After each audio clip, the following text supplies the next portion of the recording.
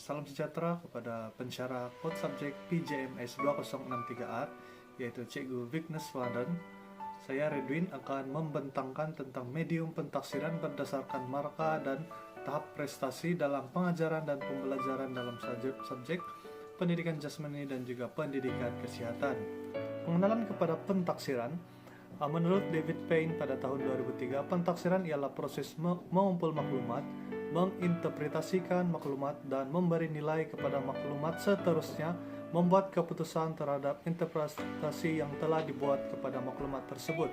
Beliau juga turut menggambarkan bahwa penilaian ditambah dengan pengukuran akan menghasilkan pentaksiran. Bagi memperoleh maklumat pelajar, kita boleh menggunakan pengukuran, penilaian, dan pentaksiran. Terdapat beberapa tujuan pentaksiran dilaksanakan. Antaranya yang pertama adalah memberi fokus kepada semua individu ataupun pelajar tersebut di sekolah. Yang kedua adalah pentaksiran digunakan untuk menentukan grade ataupun status pelajar. Dan yang ketiga, memotivasikan individu, di mana individu yang berjaya mendapatkan hasil pentaksiran yang tinggi secara tidak langsung akan memotivasikan mereka untuk melakukan lebih lagi atau ingin mencapai tahap yang lebih tinggi lagi dalam proses pembelajaran. Dan yang keempat adalah untuk menilai proses pengajaran dan pembelajaran dalam kelas sama ada dalam subjek pendidikan jasmani ataupun pendidikan kesehatan. Guru dapat menggunakan hasil daripada pentaksiran untuk melihat sejauh mana keberkesanan pendekatan yang guru gunakan dalam kelas tersebut melalui hasil itu. Dan seterusnya, hasil pentaksiran juga boleh digunakan untuk sumber maklumat kajian yang lain. Dan yang keenam, pentaksiran juga dapat menguji kecerdasan murid. Penilaian adalah terbagi kepada dua, yaitu yang pertama adalah penilaian berbentuk formatif. Penilaian performatif ini dijalankan secara berterusan dalam proses pengajaran dan pembelajaran. Kemudian maklumat yang diperoleh juga dapat memberi maklum balas kepada guru tentang sejauh mana hasil pembelajaran yang telah dikuasai oleh murid tersebut. Melalui penilaian formatif juga guru dapat mengetahui kelemahan dan kekuatan serta potensi seseorang murid. Guru juga boleh mengambil tindakan susulan yang sewajarnya.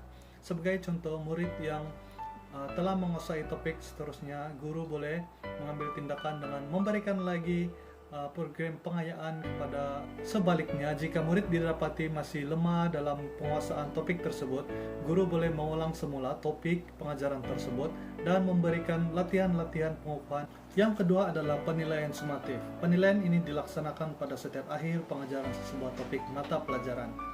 Seterusnya, penilaian ini membentuk jadwal penentuan ujian yang mengandungi matlamat yang lengkap berkaitan objektif, bentuk item, jumlah item, kandungan, dan sebagainya. Setiap soalan haruslah mempunyai objektif pelajaran yang telah ditetapkan dan mempunyai skema pemarkahan dan agar dapat mengelakkan bias dalam pemberian markah di antara pelajar. Instrumen pentaksiran yang digunakan dalam pentaksiran berdasarkan marka adalah ujian bertulis. Ujian bertulis ini boleh dijalankan menggunakan modul atau melalui aplikasi teknologi maklumat seperti Microsoft Word. Melalui ujian ini, murid akan menyusun maklumat secara sistematik melalui penulisan. Dan juga ujian bertulis juga terdiri dalam bentuk esai dan juga bentuk struktur. Dan setiap daripada isi yang diberikan ataupun soalan mempunyai markanya yang tersendiri. Hasil daripada pentaksiran ujian bertulis ini, guru dapat menilai sejauh mana tahap pemahaman murid terhadap topik yang telah dipelajari. Sesuai dengan pengajaran dan pembelajaran dari rumah pada masa kini, pelajar juga boleh ditaksir hanya dengan menggunakan atas talian ataupun secara maya. Sebagai contoh, guru boleh menggunakan platform seperti Google Classroom dengan menghantar soalan di dalam Google Classroom dan murid akan bertindak menjawab soalan tersebut berdasarkan waktu yang telah diberi. Berikut merupakan contoh soalan struktur yang guru gunakan dalam subjek pendidikan kesehatan. Soalan ini merupakan dalam topik tahun 6 unit 4, yaitu penyalahgunaan bahan. Setiap daripada soalan struktur ini sudah ditentukan, yaitu membawa marka 2 bagi setiap satu soalan yang diberikan. Berdasarkan soalan struktur yang diberi, murid akan menjawab berdasarkan situasi yang diberi. Sebagai contoh, soalan 1, murid akan ditanya tentang kesan penggunaan dada dan bagaimana cara untuk murid tersebut mengatasinya. Kemudian, setelah selesai ujian dijalankan, marka tersebut akan dikumpulkan mengikut tahap penguasaan dan guru juga boleh memperbaiki kurikulum yang sedia ada.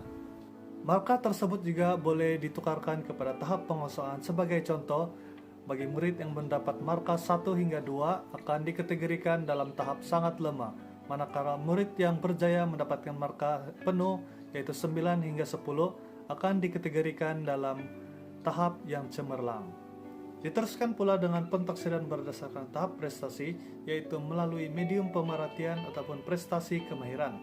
Prestasi kemahiran ini diukur berdasarkan penguasaan kemahiran mengikut petunjuk masa, jarak, ketepatan, dan juga bentuk perlakuan.